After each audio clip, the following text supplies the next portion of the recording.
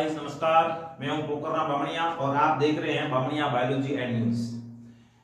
देखिए, अजीब विडंबना होती है हमारे सामने कि सरकारी स्कूल में जो बच्चे पढ़ते हैं, कोई भी बच्चा जैसे सरकारी विद्यालय में पढ़ रहा है, हालांकि सरकारी विद्यालय में पढ़ने वाले बच्चे एवरेज होते हैं, ये अच्छे क्वालिटी के भी होते हैं और निम्न कैटेगरी के भी होते हैं। कैटेगरी का मतलब नॉलेज की मैं बात कर रहा हूँ, जिनके पास या जिनका आईक्यू लेवल कुछ अच्छा होता है। कुछ ऐसे बच्चे भी होते हैं जो निम्न आईक्यू लेवल वाले भी होते हैं। तो देखिए, ये बच्चे मतलब जो गवर्नमेंट स्कूल है, गवर्नमेंट स्कूल के बच्चों का जो व्यवहार होता है, उनके जो पेरेंट्स होते हैं उनका जो व्यवहार होता है, वो व्यवहार हालांकि ठीक होता है, लेकिन कई बार हमें ऐसी कई विडंबना देखने को मिलती है कि एक बच्चा, जैसे मान एक परिवार का एक बच्चा परिवार के अंदर है, परिवार में माता पिता जैसे घर में काम में बिजी है, पिताजी किसी काम में बिजी है, मतलब घर में ऐसे हम कहें तो सब बिजी रहते हैं, मतलब हैंग फालतू है। कंडीशन में जब बच्चा आके उसको कुछ पूछता है, कोई सवाल जवाब करता है, या वो नादानी भी करता है, बदमाशी भी करता है, तो ऐसी कंडीशन में कुछ समय तक तो अपन उसको क्या करते हैं, सहन करते हैं। और बच्चा एक परिवार बच्चा एक है, लेकिन सहन करने के बाद में ज्यादा जब परेशानी होती है, उस समय हम ऐसे उस बच्चे के ऊपर झल्लाना शुरू कर देते हैं। बच्चे के ऊपर हम जैसे जोर से बोले, जा पढ़, मतलब मेरे पास क्या कर रहा है, वहां जाके पढ़, ऐसे मतलब अनर्गल ऐसे नामों से भी उसको पुकारा जाता है। ये सब चीज होती है।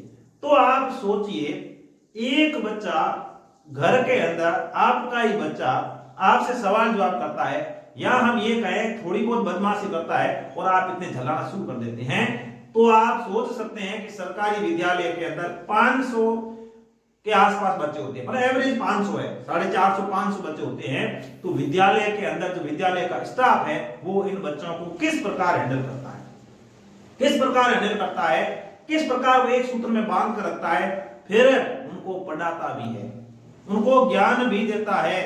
ये ड्यूटी जो है गवर्नमेंट जो अध्यापक है, इसकी विद्यालय के अंदर होती है। इसके अलावा आपका बच्चा, जैसे मान लो मेरा बच्चा यदि परिवार में मेरी बात नहीं मानता है, तो भी हम जाके उस शिक्षक को बोलते हैं कि मार से हमारा छोरा ध्यान रख दो। और ये और कहेंगे कि पढ़ाना तो है ही, लेकिन इसके साथ साथ यदि बच्चा किसी भी प्रकार की गलती करे, तो आप उसको डराओ, आप इसको धमकाओ, आप मतलब हम शिकायत लेके नहीं आएंगे, ठोकना पीटना, ये बहुत अंदर कर कई बातें ऐसे बता के जाता है कि आप मेरे बच्चे को सुधारने के लिए कुछ भी कर सकते हैं। और एक तरफ सरकार की तरफ से क्या है, आप बच्चे को पीट नहीं सकते, बच्चे को डरा नहीं सकते, बच्चे को धमका नहीं सकते, बच्चे को अनर्गल नाम से भी पुकार नहीं सकते, मतलब पाबंदी है। शिक्षक इधर भी बंधा हुआ है, इधर भी बंधा हुआ है, लेकिन एक शिक्षक के अंदर वह क्वालिटी होती है, जो ओरिजिनल शिक्षक है उसमें वह क्वालिटी होती है कि वह अभिभावक और जो गवर्नमेंट सरकार है, इनके बीच में तालमेल और सामंजस्य बिठाकर आगे बढ़ेगा और बच्चों को स्टडी भी करवाएगा। तो ये मतलब तालमेल बिठाना कोई अपने आप में मतलब कम बात नहीं है। कई बार कई स्टाफ है वो तालमेल बिठा पाते हैं तो उनकी दुकान अच्छी चलती है, मतलब वो अच्छा काम कर पाते हैं, और कई बार तालमेल बैठा नहीं पाते हैं तो कई समस्याएं भी हमारे सामने आती है। कई बार मान लो गलती से जाने अनजाने बच्चे को कुछ बोल दिया, कुछ नहीं, मतलब आपने अनलीगल कुछ नहीं किया, बच्चे को बोल दिया, क्योंकि विद्यालय के अंदर अनुशासन बनाए रखना भी जरूरी होता है। अनुशासन बनाने, आपके दिल और दिमाग के अंदर कतई नेगेटिव भावना नहीं थी, मतलब आपकी नीयत एकदम सही थी, आपने विद्यालय के अंदर अनुशासन को बनाए रखने के लिए बच्चे को 2 शब्द बोल दिए, फिर घर वाला आता है, हमारे छोरे ने यूपी कर गई, मतलब मेरे बच्चे को आपने ऐसे कैसे बोला। कई बार तो घर से जो अभिभावक आते हैं उनमें जो गृह मंत्रालय वो भी साथ में आ जाते हैं, वो उनका गुस्सा थोड़ा अलग तरीके का होता है, अलग लेवल का होता है। तो इन सब चीजों को हमें सामंजस्य के साथ में तालमेल बिठाकर आगे ले जाना होता है। इसके अलावा यदि हम इस दौर में गुजर रहे हैं जिसमें मोबाइल हमारे जीवन का इंपॉर्टेंट अंग बन चुका है, हम कहीं पर भी जाएंगे, कोई भी काम करेंगे, मोबाइल सबसे पहले, कहीं पर भी जाओ आप, किसी छोटे मोटे फंक्शन में जाते हैं तो मोबाइल अपने हाथ के अंदर होता है। अरे बिना, हम ये कह सकते हैं कि बिना मोबाइल के तो हमारा जीवन में हमारा मतलब कोई अस्तित्व ही नहीं है। Good morning, good evening, good afternoon, ये भी हम इस मोबाइल के थ्रू करते हैं।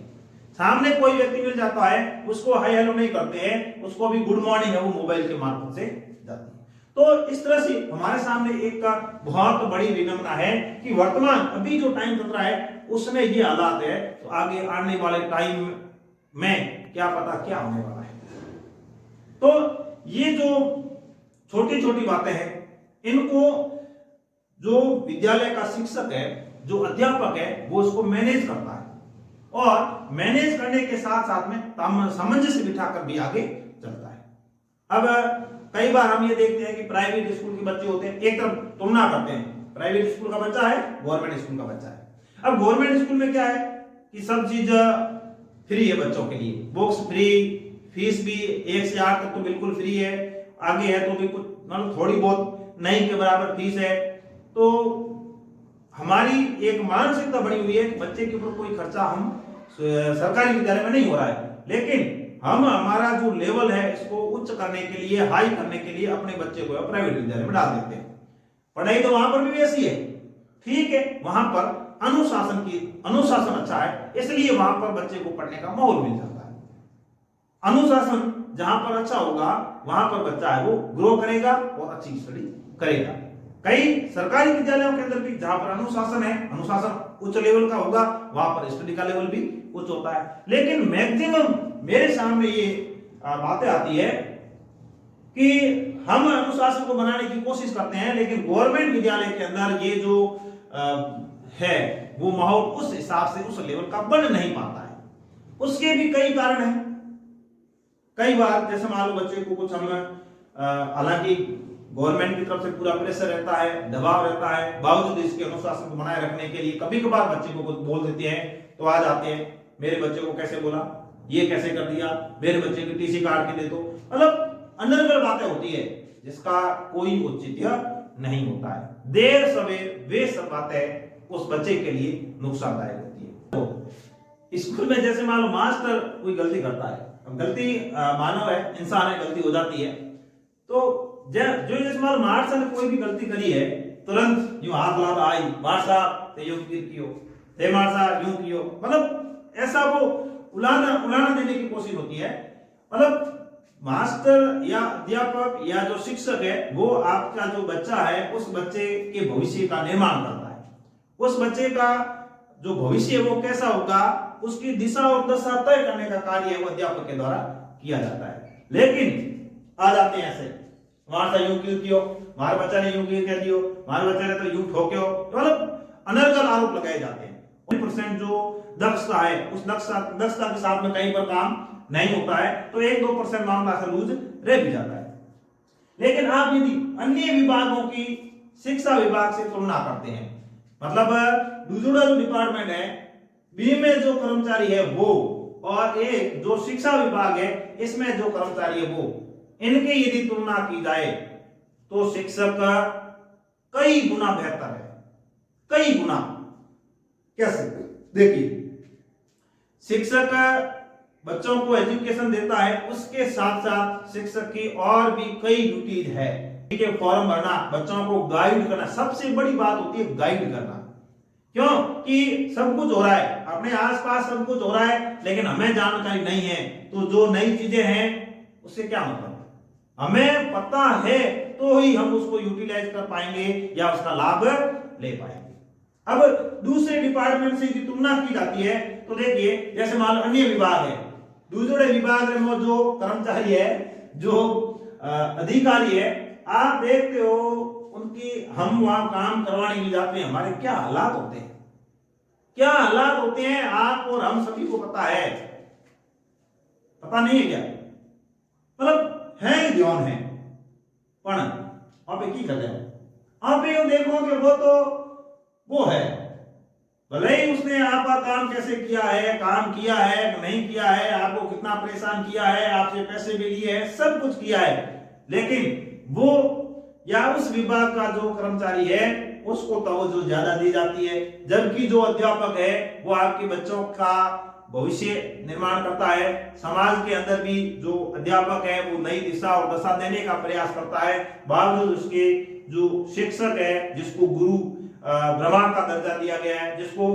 ईश्वर के समकक्ष माना गया है, उसके बारे में हमारे दिल और दिमाग के अंदर जो मेंटेलिटी है वो अलग प्रकार की है, अलग लेवल की है। विभाग है, वहां पे 20 जगह गया, हाथ जोड़ो मैंने, हाथ जोड़ने के बाद हम नहीं, कल आना, परसों आना, ये करना, वो करना, इतने पैसे लगेंगे, ये सब चीजें होती है। और वहां हम गिड़गिड़ा कर अपना काम करवाते हैं, हाथ जोड़कर अपना काम करवाते हैं, और वो अनर्गल कई शब्दों का प्रयोग करते हैं। तो ये जो चीजें हैं, इन सब चीजों से हमें समझने की जरूरत है, सीख लेने की जरूरत है। लोग दिखावा भी करते हैं, दिखाने के लिए भी काम करते हैं कि उसने ऐसा किया मुझे भी ऐसा करना है। दिखावा करने की जरूरत नहीं है। वो कहते हैं सबसे बड़ा रोग क्या कहेंगे लोग, मतलब लोगों के बीच में हम सोचते हैं कि उसने ऐसा किया तो हम भी ऐसा करें। ऐसा करना कोई जरूरी